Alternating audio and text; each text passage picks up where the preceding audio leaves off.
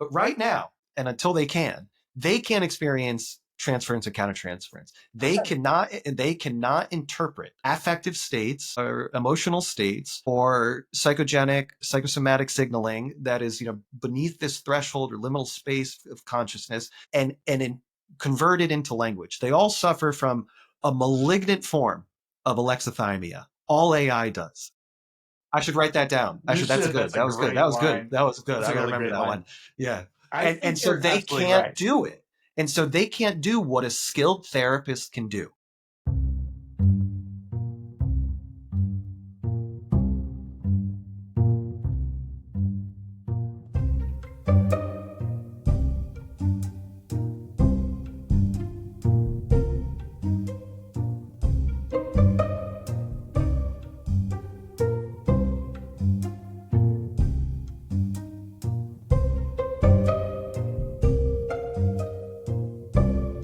Thank you, Jeff Fine Thomas, for being here for This is my episode pleasure. 5 or 6, or losing track at this point. And today we're going to be talking about AI, which is a hot topic, Yes. and therapy, which don't seem to go hand in hand, to the layperson, but certainly does in reality as we get to know how it's going to interrupt or disrupt different demographics, vocations, disciplines, educational institutions, and so on. So to get started, I thought maybe you'd like to introduce what it is that you're most concerned about or most passionate about in relation to this topic, and then we could cut the ground running from there.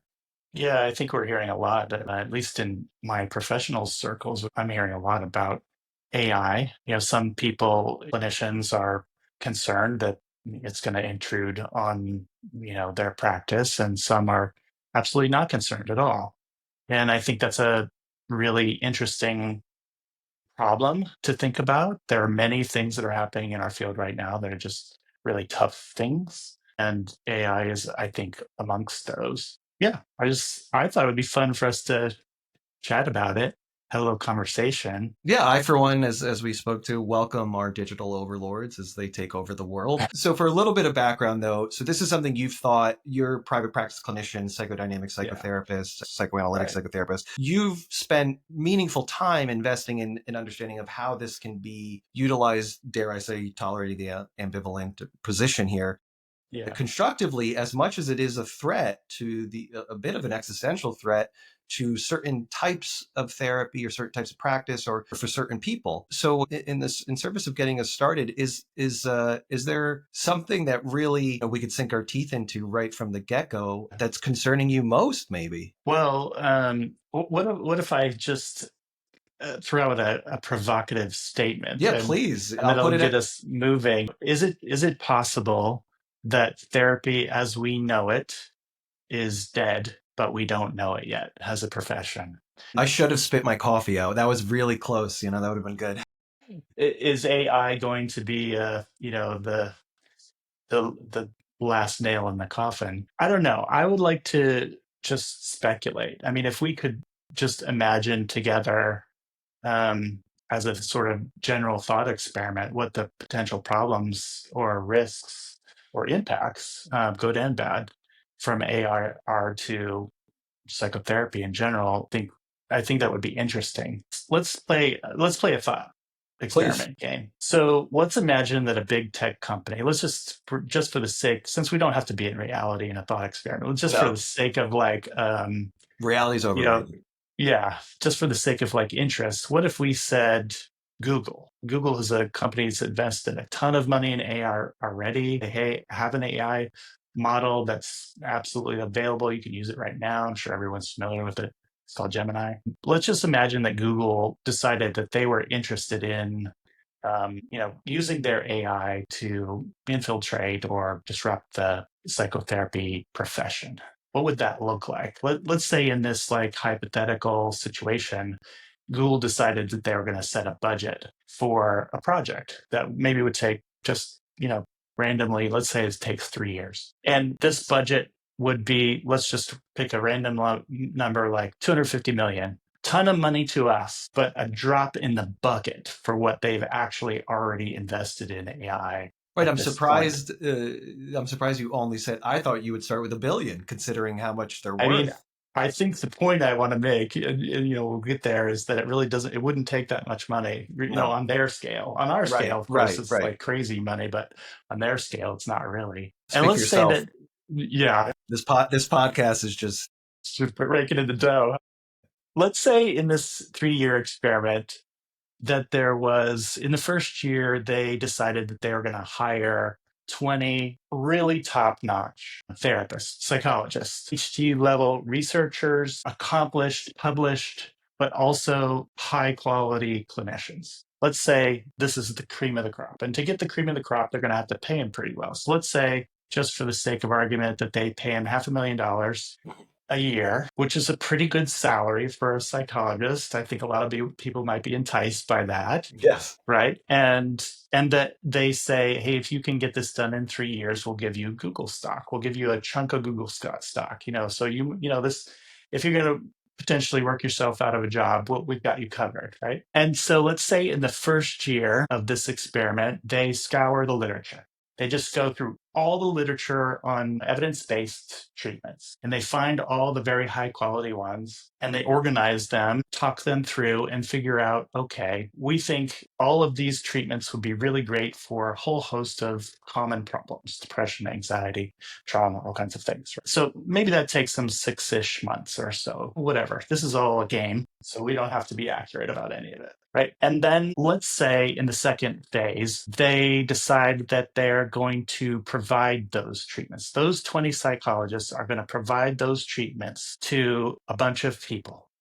They, maybe Google buys them a big building with 20 offices in it. They got plenty in the budget. So if they've already spent, Sure. several $1,000,000, they still have plenty left to go. And plenty of room for the programmers too, the software people are going to develop this. They see these people, let's give them a lot of time, right? Compared to, like the average research maybe is 8 to 12 sessions. Let's say they can have a year and a half to meet with these people who are coming for treatment. They'll advertise somehow, they'll use Google or whatever to gather these people. And they'll come with all kinds of different problems. And the clinicians will actually use the treatment models that have been shown to be effective, right, in the literature. And then they video and audio record all of these sessions. Maybe you have to pay the patients to stay in, or maybe you have to pay them in order to, video or whatever. But they've all given consent, let's say, in this endeavor. And they gather, let's shoot for a really big number. Let's say they gather 10,000 hours of clinical time over a year and a half or so. They're working full time. They're working real hard, right? They're looking for that payoff at the end, right? And they take this high quality treatment. They take those 10,000 hours and they really, really hone it in. They find the best 5,000 hours. They cut off, the 5,000 that are less good by mutual agreement, right? These are the good sessions. These are the ones that are really fantastic. We're going to use these to train the AI model. So they hand these 5,000 hours, best ones they have, to the software folks, and the software folks train the AI. So in this experiment, the third phase, maybe the last year or so, what if they decided that they're going to pay a bunch of ordinary therapists all over the country, all over the world, whatever their going rate is, and maybe even pay patients? The clinician could decide that they're good at setting up research projects, so they'll work out these details, right? And over the course of a year or so, the last phase of this 3-year endeavor, they will find a bunch of patients in real life situations complaining of whatever they complain of, the treatment they want, and they will keep track of the kinds of improvements through various kinds of measures that they will have predetermined. And they'll compare these folks demographically and related, to their problems that they enter therapy with, to a control group that uses the trained AI, this AI that's already been trained on the 5,000 hours they already did. And they just make a simple comparison between those two groups. The humans in one group who provide normal everyday therapy that you would get if you need a clinician, and wanted to find one in your region, and AI.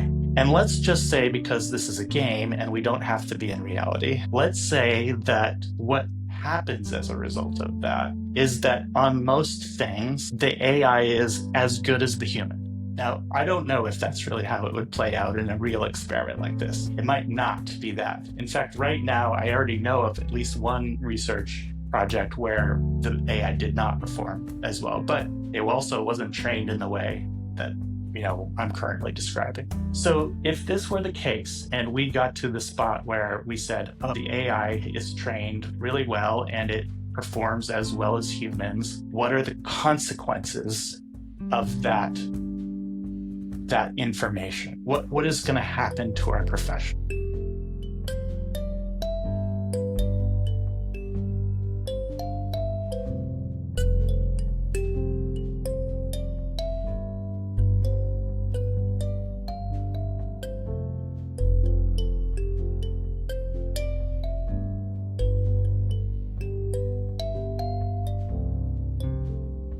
Now, before we answer that question, I want to put a giant pause and I want to talk about some other things that I think are going to be related and then come back and sort of revisit this question, right? So what I want to say is that AI is already here, right? We might not think that AI is functioning in the psychotherapy space, but it is actually. And you can go to Gemini or ChatGPT or whatever right now and ask it to make a list of AI chatbots that provide some ancillary psychotherapy assistance or help or whatever, and it'll give you a pretty good list. In fact, Gemini gave me a list of 6, and I went to those websites and looked at all of them. And it turns out that those companies are claiming that millions of people are already using them.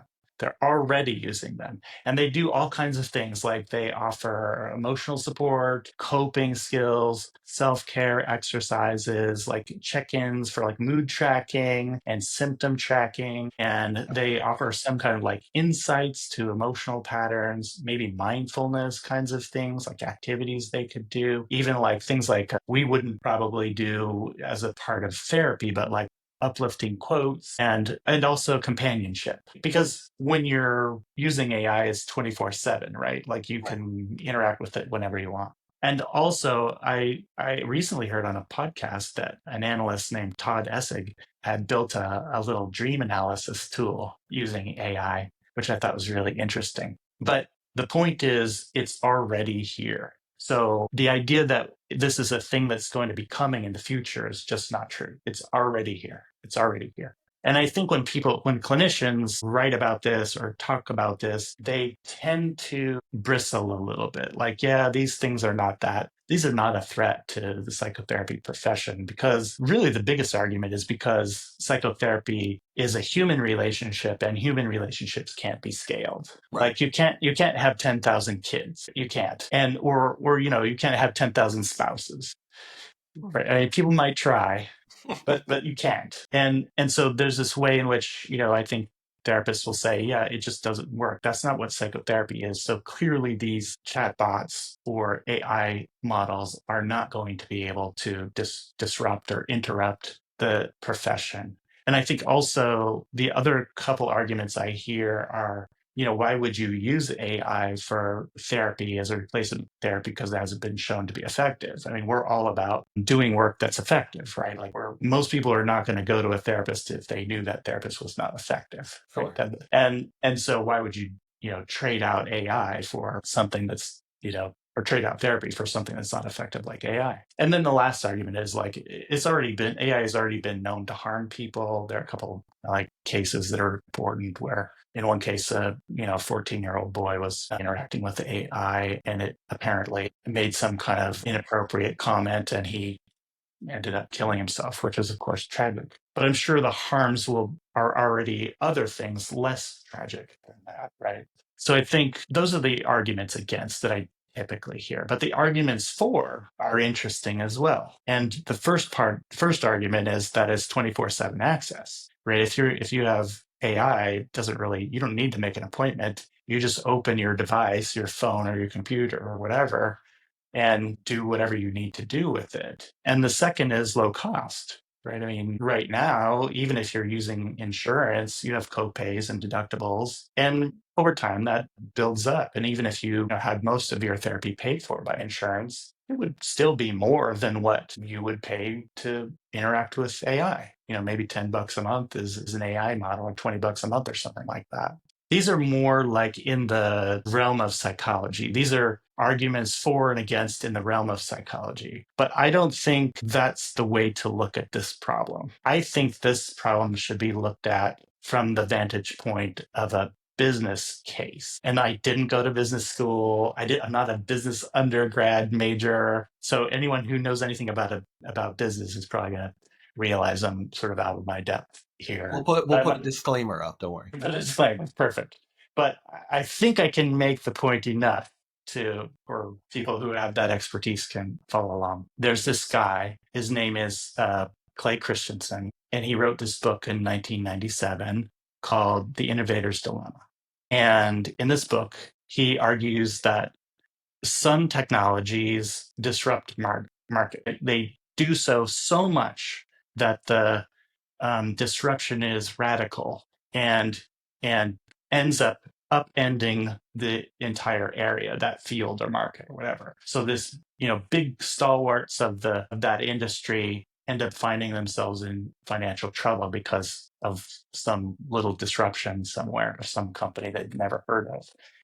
And you're aware. I mean, I think we're all aware of this. Things like cell phone Sure. companies disrupting landline companies, right?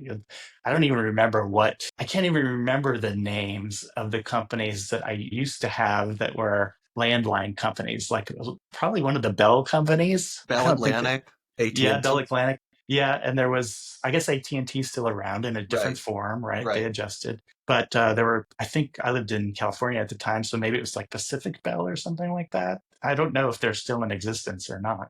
But we all know Verizon, right? And we know the cell phone companies. So this little thing that you would never have thought would be a disruptor to a landline ended up actually being a big disruptor. And I don't know if I think you might remember that the cell phones in the beginning were awful. There are these giant, like 12-inch by 12-inch boxes, 4 or 5 inches thick, and you had to wear a strap, to They carry weighed them 40 because they were pounds. heavy. Yeah. And you'd pull this big headset out, like a giant headset, and it would have a wire connected to the box you were carrying, right?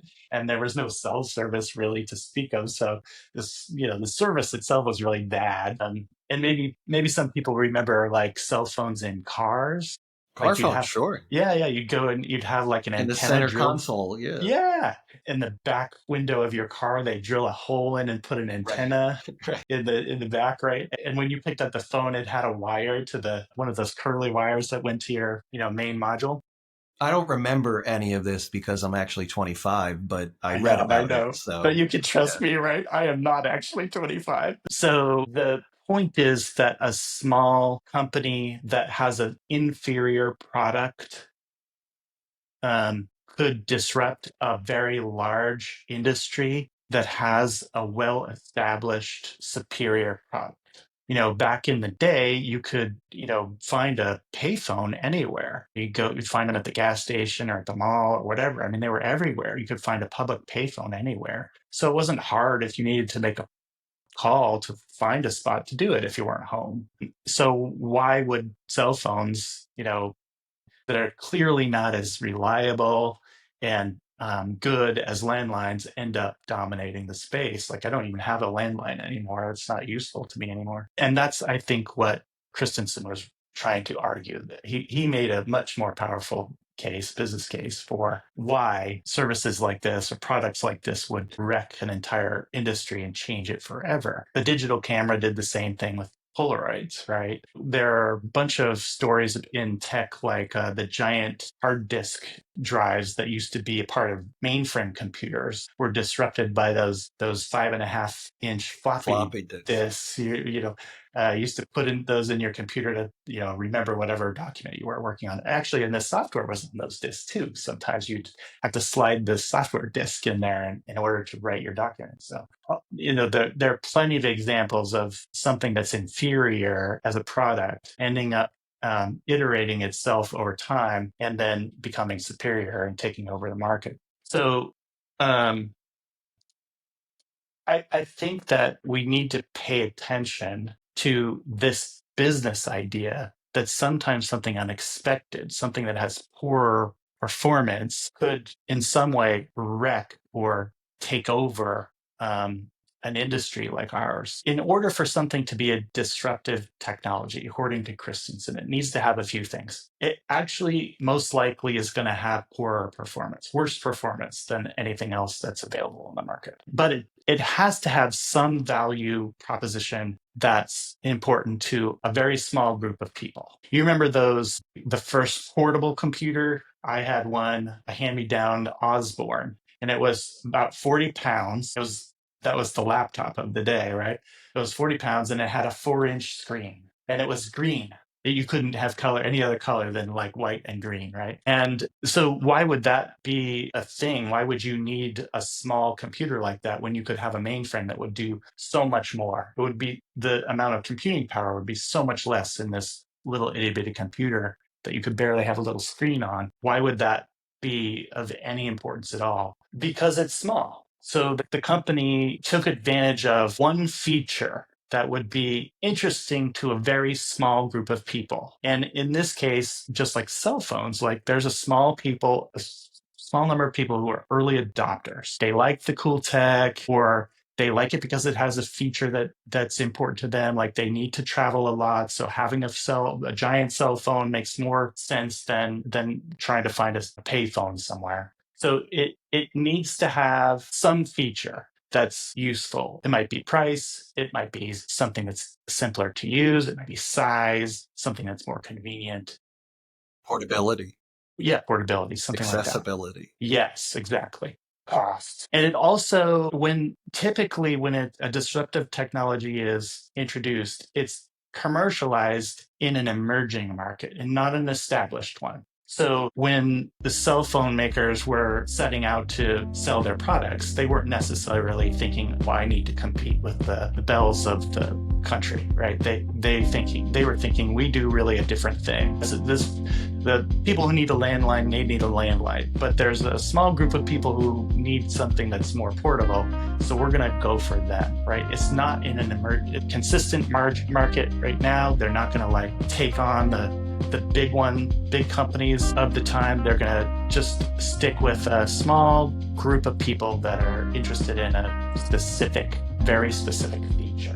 And so they tend to also be less profitable. In an established market, profits make sense. They're stable over time generally. And you can count on, say, the landline is going to cost this amount, right? But because the tech is maybe hard to make, and maybe it costs more, and maybe there are fewer people, their margins are also smaller. So they end up, being a kind of company that don't appear threatening to the big stalwarts of the day.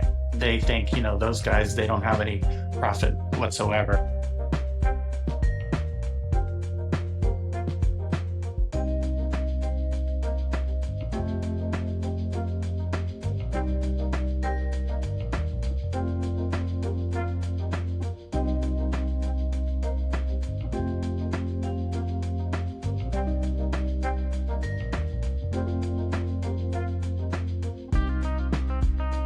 Why are we messing with this? We've done this business for 20 years and we've made X amount of profit over that time. We can't afford to mess around with these pennies that are coming up with these little companies. So when we think about those criteria that are common in a disruptive technology and apply it to our field, suddenly things are interesting. So you remember a minute ago I said there's this study I read, the study where in Ukraine, they obviously, because of war, they decided they were going to try and do a study on AI. And they offered CBT 3 times a week to people who came with problems of anxiety and problems of depression related to this conflict in their region. And so half the people got CBT 3 times a week, and half the people got an AI platform, and AI was clearly worse. The people who got CBT had a 50% reduction in their symptoms over a very short period, it was 8 or 12 weeks or something like that. And the AI comparison group had a 30% reduction. And they measured on typical things like a Hamilton or whatever. So we clearly know that AI right now is performing worse. So what's the value proposition then that would be important to a small group of people now? Right? I mean, if it's clearly worse and we wouldn't choose it, we'd choose a human because they're better. Why would some people choose it?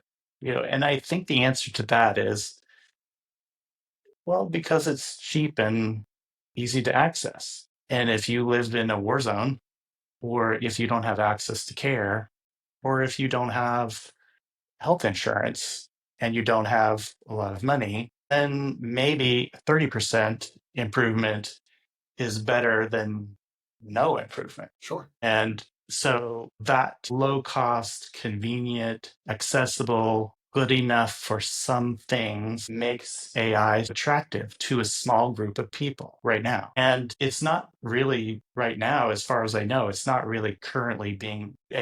currently being employed as a replacement for psychotherapy. It's being employed really as a adjunct, right? And I think it's probably helpful in that way in some instances, right? Like it's probably it does help people keep track of their symptoms or help them with mindfulness exercises. The same way that we might have AI use or any other social media or YouTube or whatever. We might learn yoga or we might learn fishing or whatever. You could learn some skills in functionally the same way that might be helpful. I don't think I would call them psychotherapy, but they might be helpful.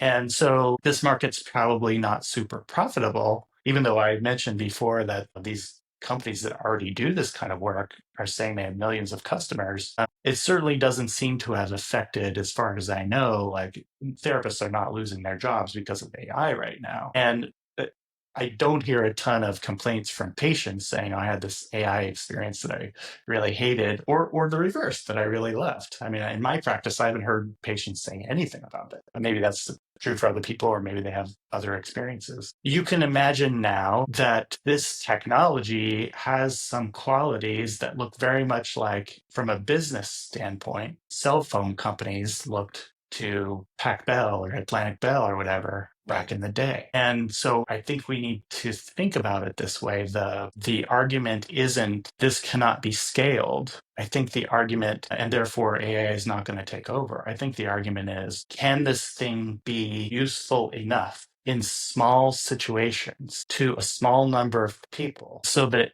has a grip on a certain segment of the population, a certain market share that allows it to iterate over time to become better. And, back to our little thought experiment, what happens when it does become better?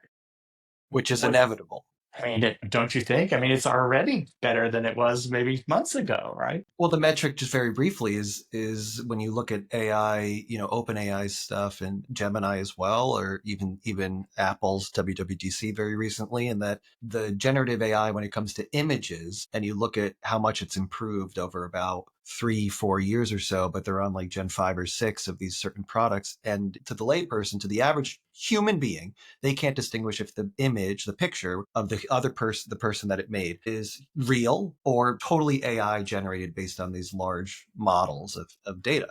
And the image is so good that even I tend to be a tech savvy as best as I can. I can't tell. Or now some of the short videos, 5 to 10 seconds, and you insert a prompt, are so good. And there's a couple giveaways, like fingers are so bad, or eyeballs move in a funny way, or somebody's hair kind of shifts in place. You can only imagine 6 months to a year from now, let alone 18 months or 5 years, Yes. that it's going to be Right. indistinguishable. Deep fakes, as we all know. Right. That's And right. so what will happen, to bring it back to your point, is these models will get as good, so to speak, as a human, at least in offering these services you describe. And it's not a question of if, but when they will be disruptive. And I certainly agree with that.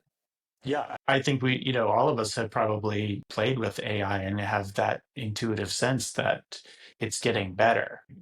I've definitely played with it pretended to be its patient and let it do its thing, and it's not good. it's not good, but it's better than it was 6 months ago. And it's not even being designed to do that now. I mean, it's just an interesting problem. I think that we're going to feel as a profession that we're going to feel some pain around AI when it becomes good enough, when someone's very intentional about training it and wants it to actually replace psychotherapy, the human relationship, when someone has that intention Yeah. and spends money on it, real money on it, we're going to feel some pain, and patients will feel some pain, the public will feel some pain. Well, I was just going to say to parlay this into the further topics we touched on or avenues or that this is reaching or already or going to. I think of, I'm not even going to say the names because they do bother me so much, but the large companies out of Silicon Valley that are always recruiting therapists, that their ads are always on podcasts and audiobooks, what have you. We all know the companies. When Yes. that's AI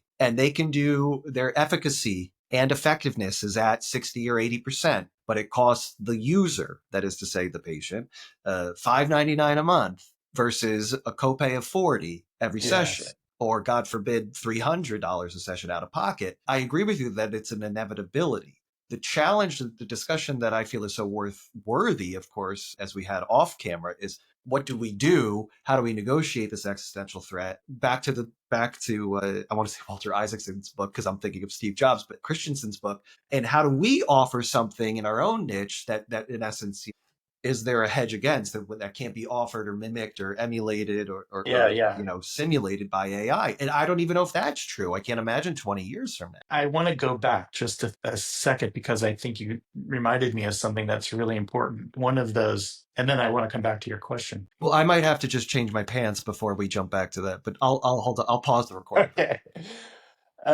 One of those companies that you mentioned. Do not name it. Do not name it. We will not name it. One of those companies recently put out an ad on a social media platform. And the ad used the phrase hit it and quit it to the ability to change therapists whenever you want in the app. And if your viewers don't know, this is the phrase that's used sort of like in hookup culture. Should I To describe, I think my viewers of What the Fuck is Life, they're irreverent. They're reverent. They're intelligent. They're thoughtful. They're human.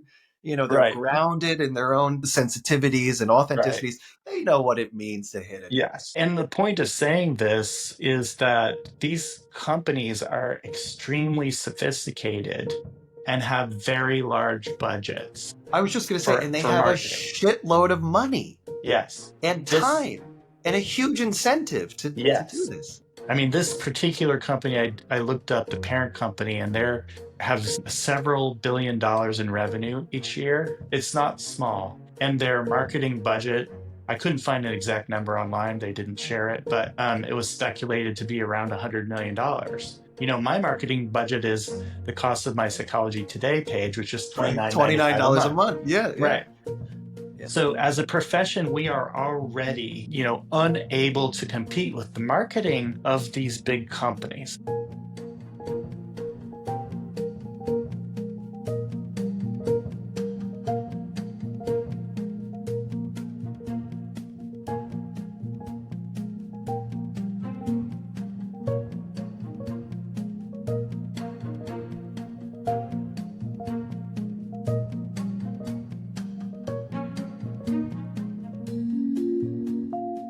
And that marketing shapes how the public views us. I mean, this hit it and quit it line was not a mistake.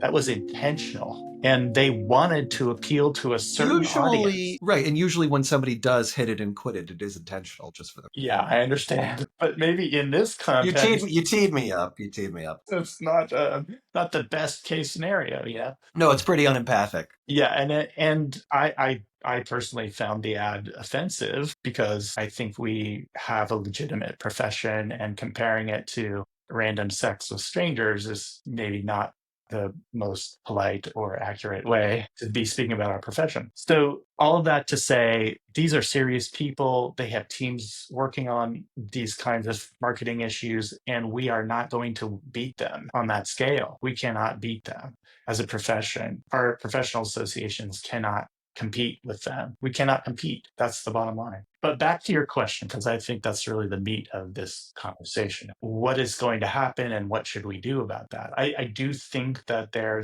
are people, of course, we know, you and I know, and your viewers and listeners know, not all therapists are the same. There are different levels of quality of care that different kinds, and they're all kinds of different therapies. Therapy itself is not a single thing.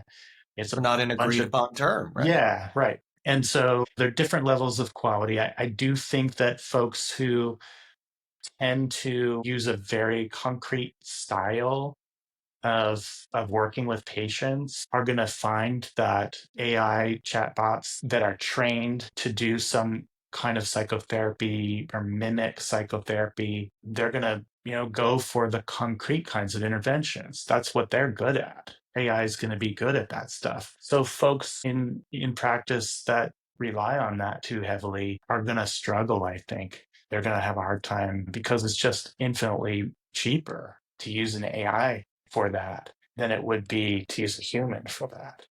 And I And don't think people realize, again, to emphasize your point, as psychotherapists at large, or the institutions, the educational institutions, the training institutions, the governing bodies, all of it, none of us, myself included, as you said, sort of flippantly, sort of jokingly, we're not educated when it comes to economics very well. And we tend to be self-effacing and self-depriving and masochistic and guilt-ridden yeah, and depressed and all this stuff. And it tends to be true, although that's, excuse me, a stereotype. It also puts us even more on the back foot when you just reminded me of infinitely cheaper.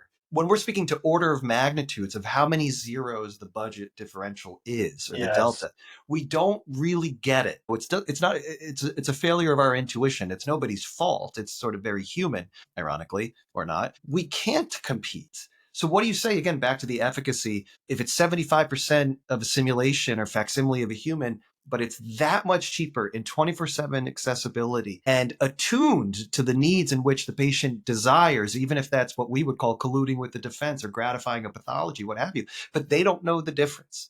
The yeah, the idea that public this doesn't know. isn't right, the idea that this isn't going to happen is a little bit, we're sort of guilty, like you said, of putting our heads in the sand. Not to but bring it back to your point. Yeah, I mean, I think of course, all of this is speculation. We're not good at predicting the future any more than No. anyone else. And maybe it won't play out like this, but they're just like business signs that suggest that this could be a problem for the profession in the sense that it might be cheaper to employ an AI to do certain things that we do. And it might be reasonably effective. The truth is that if insurance companies figure out that they can employ AI at a very cheap rate as a It's first line treatment, they're going to do it because it's It's so such a much cheaper. huge point. I mean, that really has to be nailed. It's not that they're if, it's just it's an inevitability again. And for those people who think, oh, that won't happen, it's already happening in other ways. Let's imagine you had a knee surgery and you have pain in your knee, you go to the orthopedic surgeon and they say, yeah, for sure, look at this x-ray. You need surgery. We got to replace the ACL or do a knee replacement. There's a big chunk of insurance companies that say, yeah, that's nice and good, but you need to go to physical therapy for 8 weeks first. Right.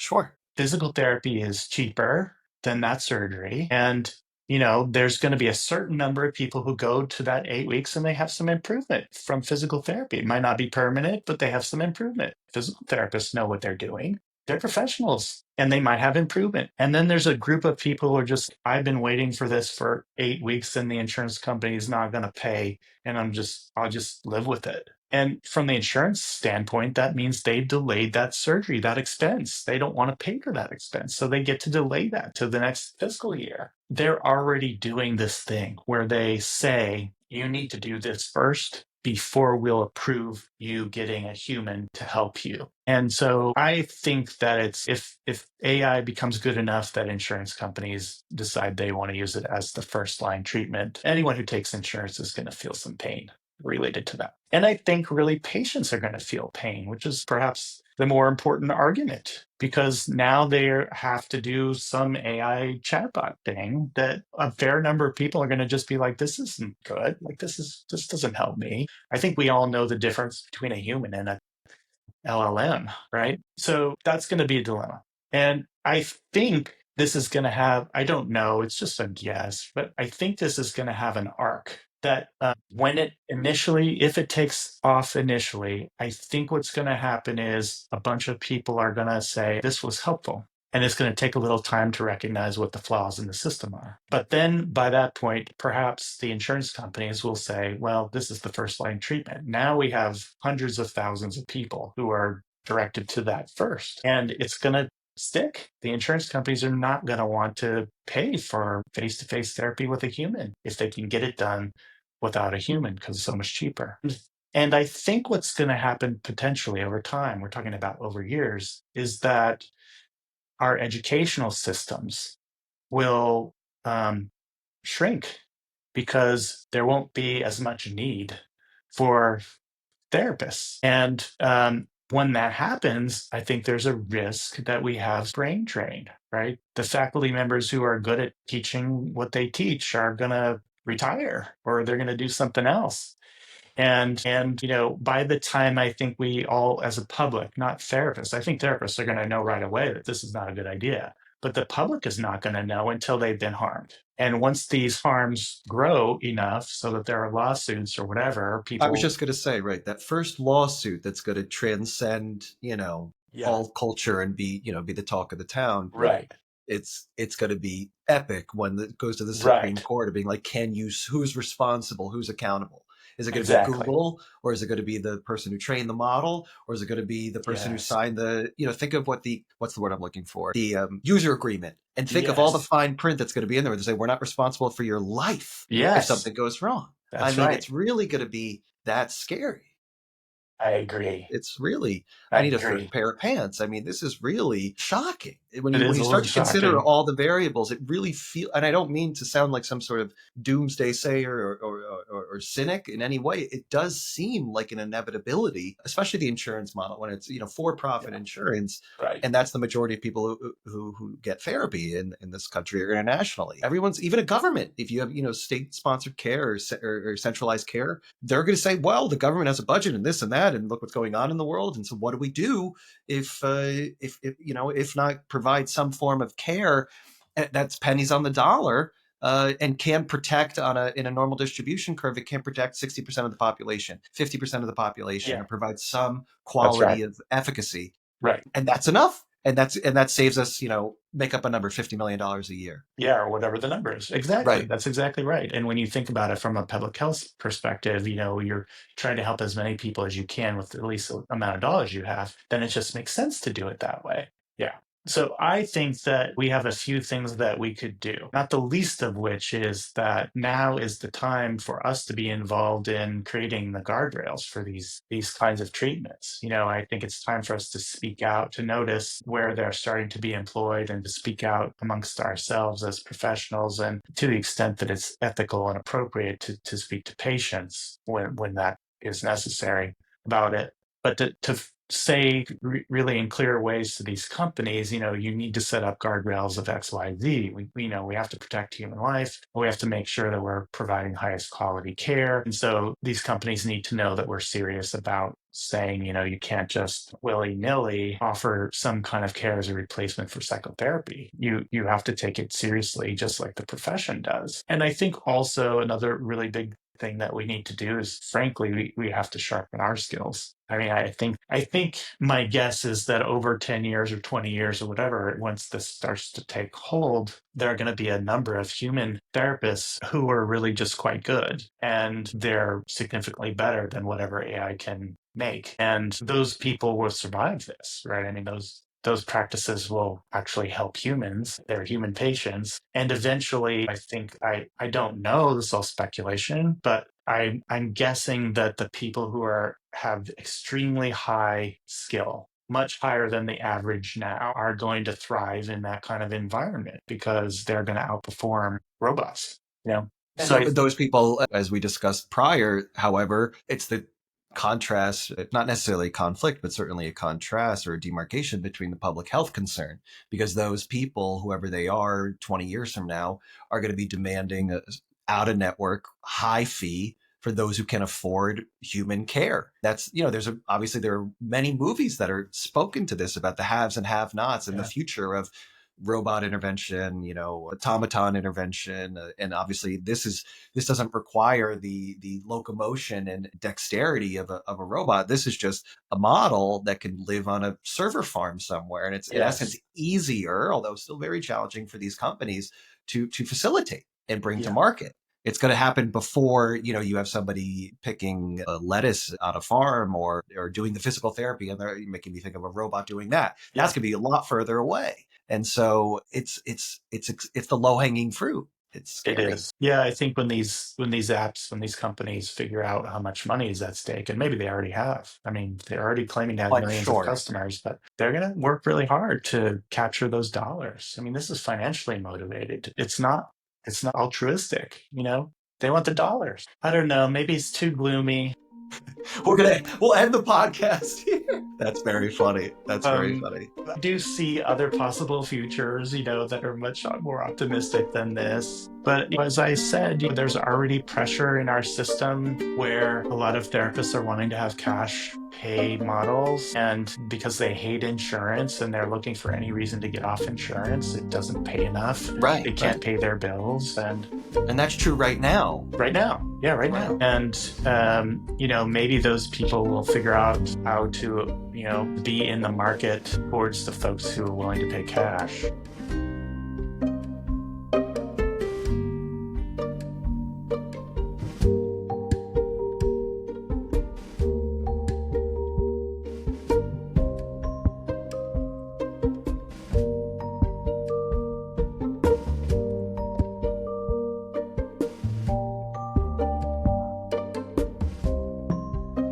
Maybe The hard part is to try to move this into a more neutral, potentially optimistic orientation or interpretation. I certainly think that pressures have been there before. So we can say quite confidently that social media, as an example, and the influencer, the Right. pop psychology, psychobabbling influencer already exists and has already disrupted parts of the market. And their Instagram posts or TikTok posts that are very short and pithy and attractive have already seduced many people into, as we all know, and this transcends our discipline into related ones, of people use these language of narcissism and love language and Right. love bombing and trauma. And these are all things that have been co-opted and have already happened. Yeah. I can make a hell of an argument that the influencer and the large language model AI are equivalent in their psychotherapeutic skill set. And so, Yeah. and so that's a concern that we're already dealing with. We're dealing with the internecine warfare at our institutions and educational Yes. institutions already. We're dealing with insurance companies hating to pay us. We're dealing with, again, the influencers. And now we're dealing with just another threat. And so the question is, like you said, how do we negotiate all that? In my lay opinion, whatever it is, in my experience of doing this work for plus or minus a decade, although again, I'm 25, so I am pretty precocious.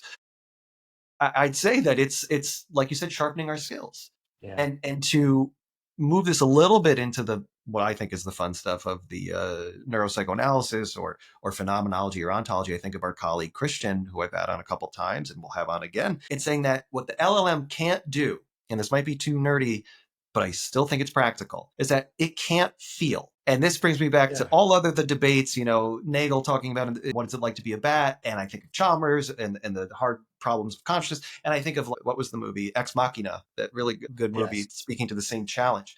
But right now, and until they can't experience transference and countertransference. They cannot interpret affective states or emotional states or psychosomatic signaling that is, beneath this threshold or liminal space of consciousness and convert it into language. They all suffer from a malignant form of alexithymia. All AI does.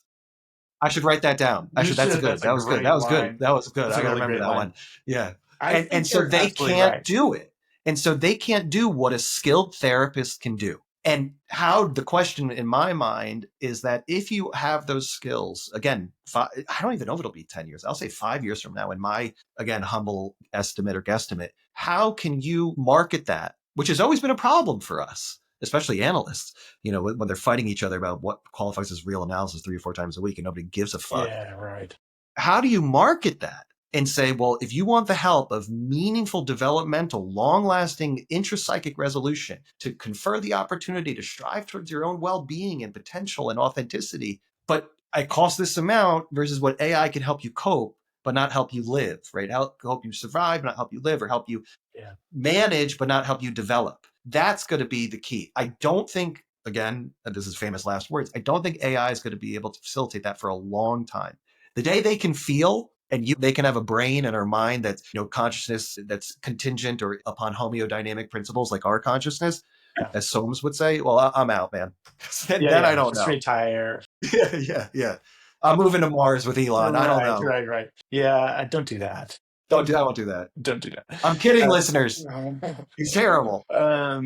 Yeah, I totally agree with you. I think a real psychotherapy, a meaningful psychotherapy, is one that conveys real wisdom in a real relationship that has real risk. And like you've said, I don't think until AI has its own mind, general intelligence or whatever they're calling it, I don't think that they will be able to provide that. It might not matter. That's another Because thing. the industry, the field, the profession might shrink so much that we're sort of feel decimated. But to your question about how do you market that, I mean, I think you market that by doing it. But I think I know it sounds crazy, but when someone has that experience of having the transference with a therapist be handled in a different way, in a meaningful way, and where they experience real change, deep down in their bones change, not just the superficial change that I think AI will be good at helping people with, like symptom reduction and mindfulness and that Right. kind of stuff. And that's not to minimize the importance of symptom reduction. I understand that's incredibly important to many people, most people. But I think that I think that marketing is going to be the felt experience of hearing a friend of yours say, "Man, you got to talk to this guy, Dr. Max. I had this issue." And it was really vexing me. And I tried all of that AI stuff and finally realized it wasn't for me. And he really did this amazing thing with me over a year or two. And now I feel like a totally different person. And even if that is not how you and I would articulate the change, maybe it's Right. their subjective experience of how the change happened. That's a meaningful. It's just not. I don't call it marketing, right? Right. But it's this relational way in which care is conveyed to between friends for a referral. It's so powerful because I think of, again, as we've spoken to before, that the loneliness epidemic that even the Surgeon General has spoken Yeah, to, and this is real internationally.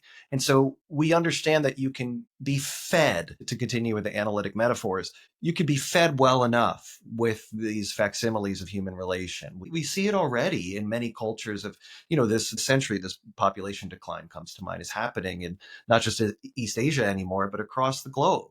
And so we know that this is happening. We know AI is only going to amplify that by providing a better simulated connection. right. This is not, I don't understand. To me, this is an inevitability again. The challenge still, like you said, is what happens when the people are more concerned? What happens if there's a more profound symptomatology? What happens if there's Yeah, more arrest in their development or stuckness or paralysis psychically or psychologically, whatever? That's always going to be there, but yeah, it's getting through when the good enough to be Woodenscottian is now an AI, and it's pretty damn good. And then every year it gets a little bit better, or the AI. I think of, again, other movies that have these, obviously artists and poets and creators have gotten there first with these ideas, Asimov, everybody. yeah. And I think of when that AI is then attached to an avatar, and then Mhm. that avatar is in video, it's on your screen, but now it's in 3D because you're wearing your Apple Vision or whatever. Right. And it's pretty good. Think of Blade Runner 2049 or the original Blade Runner. I mean, that seems quite possible. Even more, 3D is, we've all seen the robots that Boston Dynamics have put Right. out, Right. and they're getting more and more human-like in their shapes. I don't see why it wouldn't be practically possible for the computers that run those machines to have some kind of connection with the internet that would allow them to, function as a, 3D AI psychotherapist. You could sit across from them. Right, but are you admitting something, Jeff? Are you real? I'm actually a robot. Right, Sorry, right. Max. That's how we end the podcast. I mean, as long as Schwarzenegger comes back in the time machine as a Uh, T-800 to right. disrupt Skynet. Skynet was supposed to take off in 2025, I believe. Was it? I think so. Okay. I don't remember exactly, but this is. I mean, it is haunting. It is something to be It is. concerned. The concern of how I think decimated is a good word because desa as in 10. I think of that. It could be possible that 1 out of 10 or 1 out of 7 or 1 out of 8, whatever it is of us psychotherapists really do survive. It's I don't know how not to. I don't know how to ignore that, and I don't know how to tolerate my own anxiety or Yeah. ambivalence or insecurity about it You know, when it's happening so quickly. the circumstances are absolutely right for this because I don't know what I don't, you and I spoke about this before just briefly, but I don't know what it's like in other places, but I do know that in Oklahoma there are therapists who are barely in the middle class, some that aren't. And so that means they've spent 50 or $100,000 on graduate education, and maybe they're struggling through their pre-licensure requirements for hours, and they're getting paid 20 bucks an hour or something like that.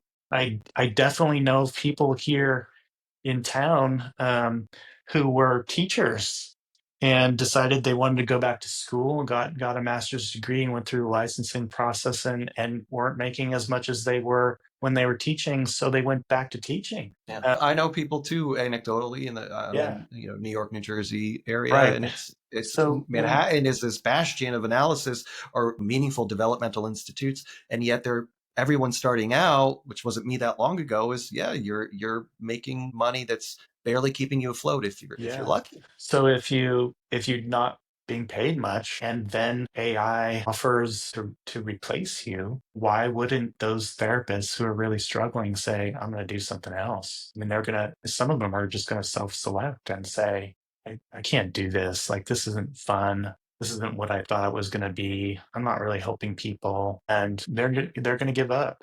And that's painful. And to patients too, right? Like when we lose those folks, we lose the care that they bring to patients. That's going to be very painful for patients. They're not going to have someone they can count on that's human. It's Right, not the that's the same. thing is it's not the same, and maybe that's a good place for us to, offer some optimism. Is that for now and likely for the foreseeable future, for the long future, it's not human, and Yeah. that care can't be mediated by a simulation.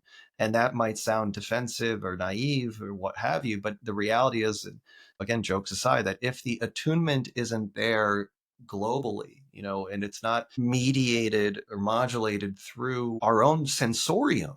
And an AI can't Yeah. replicate that. There's speaking to Blade Runner now, a little unconscious parapraxis, quite not quite, but they can't do it, and so we're protected by that.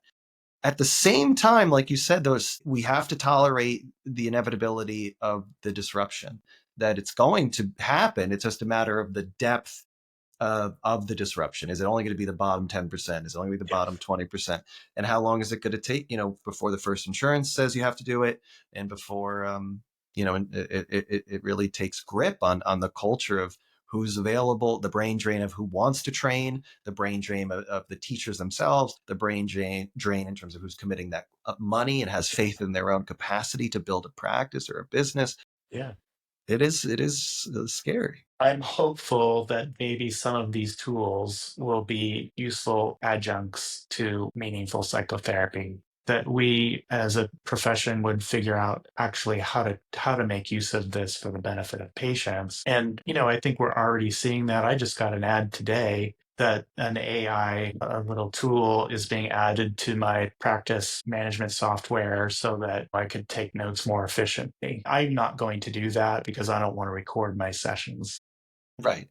I know other people do that. But it's just the point is these things are being pushed into our view now. And maybe there's a way to make use of them that's meaningful for patients and that can help them. Right. There's the same argument I've heard just very briefly in the art world, and saying, now that AI is so good at creating pictures, it's disrupted already graphic design.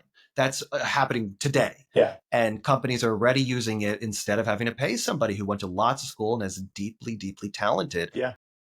And so one argument people make, again, among many arguments, I don't have a dog in this fight, is that somebody can be very skilled at prompting the AI in service of not only catalyzing images, but then catalyzing ideas of their own. And then it gets tricky with copyright and so on.